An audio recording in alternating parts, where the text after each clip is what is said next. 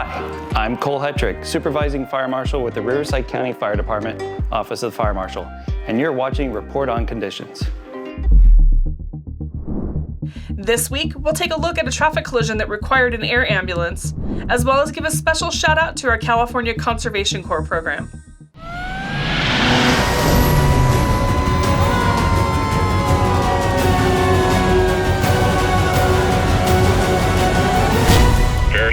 Engine 1 with report on conditions. Hi, I'm Maggie Klein de la Rosa. Welcome to this week's Report on Conditions. Let's jump right into the action. Every year, CAL FIRE Riverside County Fire Department hosts a wildfire preparedness drill known as the Batista exercise.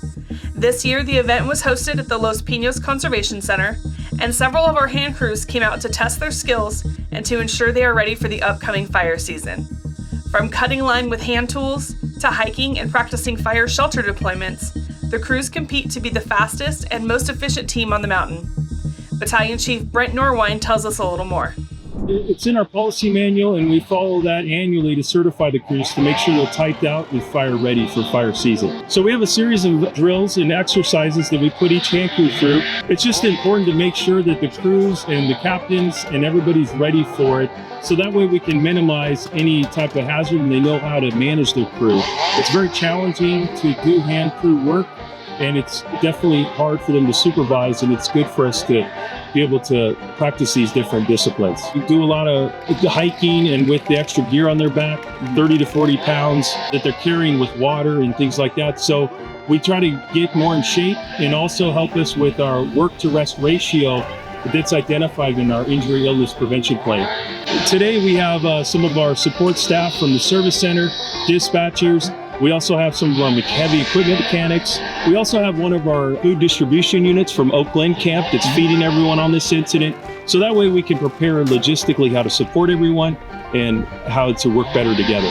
And when there is an incident, we want to already know people and be able to help people. And that's our goal, is to be a good cooperator to them and hopefully back and forth. I really want to thank the U.S. Forest Service and our federal partners for letting us come out and conduct this on their land, and also Orange County Fire Authorities for working with us on this. And the support from CAL FIRE Region, Southern Region, and also the Riverside Union. Watch your clearance, make sure you get clearance around your home, and anticipate that this fire season with the light fuel, especially in Southern California, the fire is going to travel very rapid. So be ready and have a plan with your family.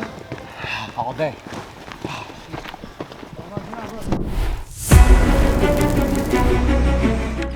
Engine 9, set up for structure protection at Deal Peak Road. I'm Bill Weiser. I'm the fire chief here at Riverside County Fire Department and the CAL FIRE Riverside Unit.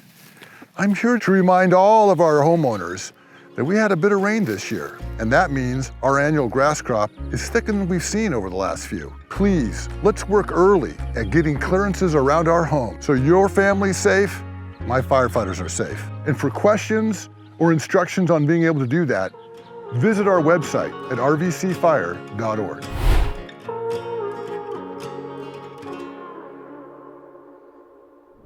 Last week, from May 6th through May 12th, the department responded to a total of 3,918 calls for service.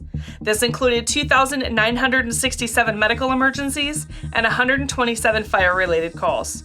Here are a few highlighted incidents from last week. On Tuesday, May 7th, around 2:15 p.m., 911 dispatchers received numerous reports of vegetation on fire near the intersection of Apache Trail and Bonita Avenue in the community of Cabazon. The first engine on scene reported 1.5 acres of light grass burning at a moderate rate and requested multiple additional engines and equipment, including firefighting aircraft. The wind hampered containment efforts, but firefighters were able to hold the fire to 36 acres. Overall, there were 140 firefighters on scene for several hours, and resources fully contained the fire around noon on May 8th after extensive and heavy mop-up efforts. On Tuesday, May 7th, firefighters were dispatched to multiple 911 calls reporting a vehicle on fire in the 20,300 block of Little Julie's Way. The first arriving engine reported a vehicle fully involved with fire that had spread to the vegetation and a residential structure. With an aggressive fire attack, firefighters were able to contain the fire to the vehicle and the garage area, as well as a portion of the interior of the home. 4 residents, 2 adults, and 2 children were displaced due to the damage and required assistance from the American Red Cross. Firefighters were on scene for about 2 hours completing overhaul. On Wednesday, May 8th, firefighters responded to a report of a trailer on fire in the 88,700 block of Avenue 77 in the unincorporated community of Oasis. As the first engine arrived, they reported a single-wide modular home that was well involved with fire. Firefighters were able to contain the fire to the modular home after about 25 minutes and kept it from spreading to any additional homes nearby. 2 adults were displaced by the fire but declined any assistance from the American Red Cross.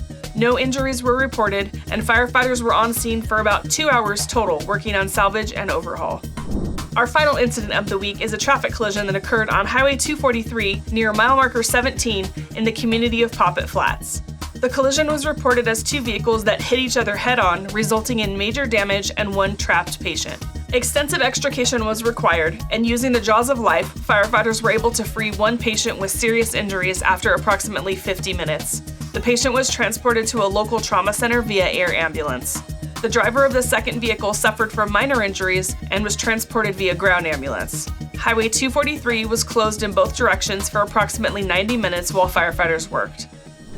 The California Conservation Corps develops young adults into citizens with character, credentials, and commitment by teaching them how to protect and enhance California's natural resources and communities. At the beginning of the year, they sent their first ever group of students to Moreno Valley College's School of Public Safety to study in their firefighter academy. We stopped at the Ben Clark Training Center to get more details. We recently partnered with the California Conservation Corps in regards to providing them with a fire academy that is an accredited fire academy that will train them in full service, all hazards, all risk firefighting.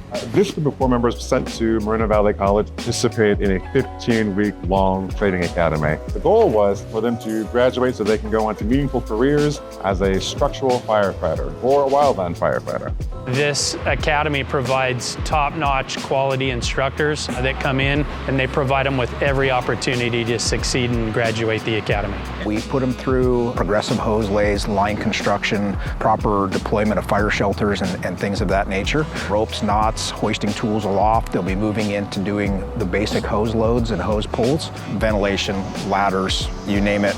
Anything that is fire department related, they're going to put their hands on and touch and have exposure to. The students in our programs receive about 11 different certifications that can be applied towards a resume to help prepare them for entry-level firefighting at pretty much any Southern California fire department. This opens the doors not only for the Triple Cs, but it also broadens our depth of candidates to hire as firefighters for CAL FIRE. They are an absolute perfect candidate pool to pull from. Hopefully every one of these young men and women are offered a job the moment they step out and can be, part of the community. I think the vision for the future is to expand this, give more Corps members the opportunity to get the paid training so they can become, wildland or structural firefighter. So we're proud to expand on this model. It's a great blueprint, great partnership with CAL FIRE, with all of our collaborators. We hope to see it grow in the future. That's it for this week's Report on Conditions. Follow your firefighters in action on our social media at CAL FIRE RRU and stay up to date on incidents happening countywide. If you caught any great footage of our firefighters at work or out in the community, send them to us at rrupio@fire.ca.gov. On behalf of your Public Affairs and Community Education Bureau, I'm Maggie Klein de la Rosa. Thanks for watching.